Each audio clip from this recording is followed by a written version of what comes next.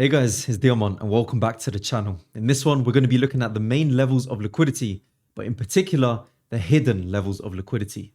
See, many people know about these four main types. We've got weak highs and lows. Essentially, that's a high that hasn't broken any structure towards the downside. Therefore, it will be very easy for price to actually break through. The next type is a strong high or low. Essentially, this high is going to be difficult to break through, and the reason why is because it caused a change of character. So price is expected to touch and drop downwards. The next one, equal highs and equal lows. Very simple. All we're looking for is a sweep of liquidity at the top, price to drop down, and then continue all the way downwards as well. And the last main type that people look at is trendline liquidity. Very simple. We sweep it, drop, pull back, continue. Very simple. These are the four main types. But the hidden type that you may not have known about is an imbalance. See, imbalances are more than just inefficiencies in price, but they literally act as the magnets in the market. And I'll show you plenty of examples to actually go through as well. As you can see in this particular example, we've got a higher time frame demand level being touched. We've now got our change of character towards the upside, the pullback, and hopefully at this point, you start to see some sort of confirmation, whether it's the golden confirmation that I teach with the engulfing candles or anything else. Price will then continue upwards. But the key thing is this: because we've got the imbalance above, price can very easily shoot up aggressively. But what if, as an example, price looked a little something like this, where price was very efficient, where it just dropped down, and there wasn't really much space for you to actually look forward to actually continuing upwards. What price may actually do at this point is it will struggle. It will move upwards, struggle, consolidate, consolidate, consolidate. Maybe it may continue upwards, but then it will possibly continue the trend and move towards the downside. This is the type of thing that you can expect over and over again. Now, I'm just going to show you a very quick example of exactly how this actually works. As you can see over here, in this particular point, we actually touched this major supply on the 1 hour time frame. As price touched away from it, we started to get a lower time frame push towards the downside. Price then swept the Asia high and started to drop all the way downwards. Now, at this point, it's not too clear if we may actually continue down, but only once New York session actually kicks in, that's when we're really like, okay, cool. We've got a proper change of character now. Price has pulled back half the way as well, at least, or was this around 61.8% fib retracement? Then when we start to look for our entries, what we need to look for is clear imbalances in the market. So let's actually spot them together. We had one clear imbalance over here. That was completely fine. So let's actually mark that up. We had one clear imbalance right there. We had another clear imbalance right there. By the way, for those of you wondering, what is an imbalance, inefficiency, or fair value gap? They're all the same thing, essentially. It's pretty much all the same stuff. So we've got one here, which we've now cleared. This is already fine. That's gone. The next one is going to be down here. Therefore, if I'm entering at exactly this point over here with my engulfing candle, by the way, the 48-page PDF guide is down below as well. So if you do actually want that, then it's completely free, absolutely no charge to it. It will literally explain to you my exact A+ setup and the engulfing candle as well. Very, very simple. So if this is the way that we actually enter during our New York session, where do we actually aim for? We don't aim for this area anymore because it's now been mitigated. That's completely fine. This area will most likely not struggle to actually move past. Where it may struggle is down here, because this is an untested demand zone or an order block.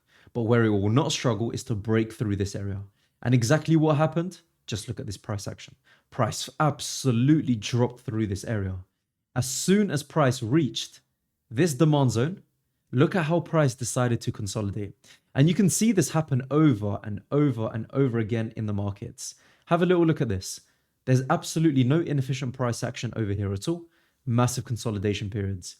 Big imbalance, and price at some point will probably just fly into that. As you can see, flies at some point.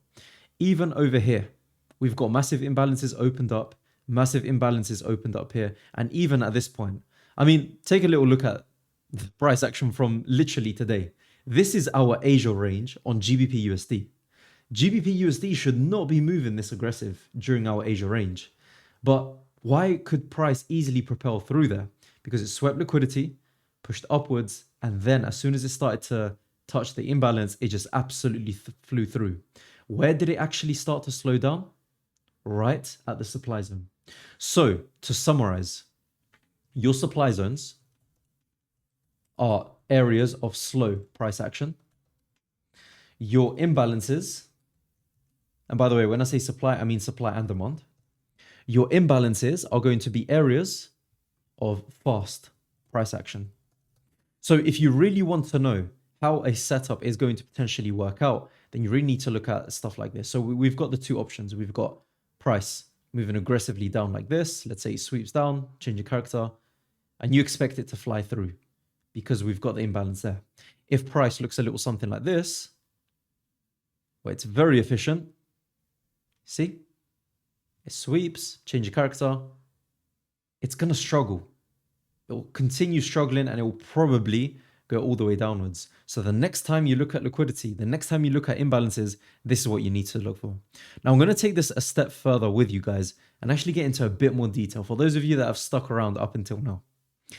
When it comes to the resistance in terms of liquidity, what I've done over here is we're going to be looking at the high and the low resistance liquidity levels. So starting off from the very beginning, we can see that this on the high time frame trend is starting to push towards the upside. We're clearly bullish and price is continuously making higher highs, higher lows, higher highs and higher lows.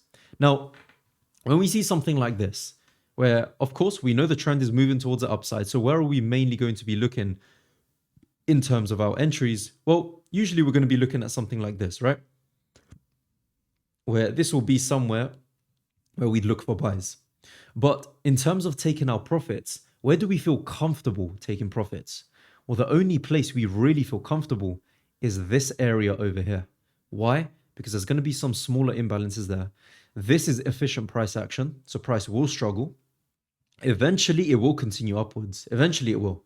It may take a while, it may pull back and it may do all of this range and stuff, but it will continue upwards. However, when you compare that to something that's low resistance liquidity, it's very simple. All you simply look for is your point of interest, your reaction, imbalances, and price to continue upwards. This is the ideal scenario of what you should be looking at when it comes to the live markets. And you can see this over and over again. So to make this very clear, here you've got supply zones that are being reacted from.